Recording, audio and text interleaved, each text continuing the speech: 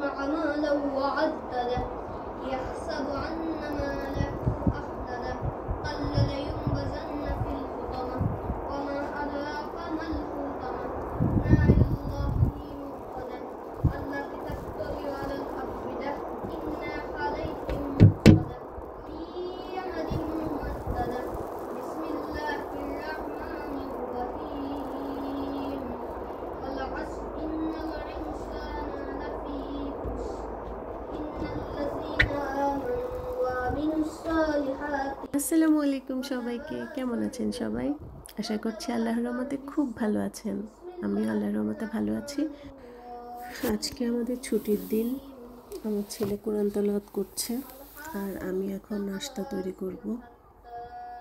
তো আজকে চিন্তা করলাম একটা সালাদ করব সকালবেলা খাওয়ার জন্য। তো চলুন দেখি। আজকে আমি কাঁচামরিচ, গাজর, শসা, টমেটো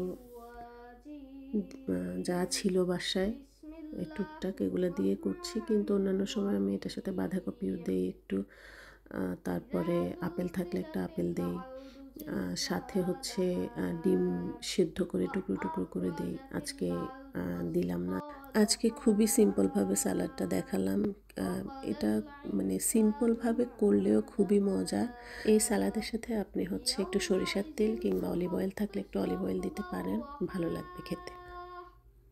যত সিম্পল করে করি না কেন এই সালাডটা আমার খুব পছন্দ। আমার বাচ্চাও মাশাআল্লাহ খুব পছন্দ করে। আশা করছি আপনাদেরও ভালো লাগবে, একবার করে খাবেন।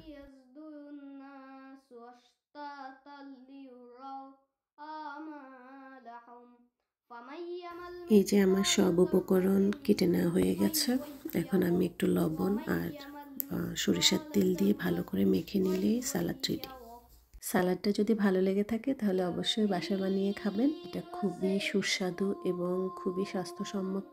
যারা ডায়েট করছেন তারাও এটা খেতে পারবেন অনায়াসে, একদম পেট ভরে যায়, কিন্তু ওজন বাড়বে না। আর আমাকে সাপোর্ট করবেন, আমার চ্যানেলটাকে সাবস্ক্রাইব করে দেবেন, লাইক করবেন, কমেন্ট করবেন, শেয়ার করবেন। সবাই ভালো থাকবেন, সুস্থ থাকবেন। আল্লাহ হাফেজ।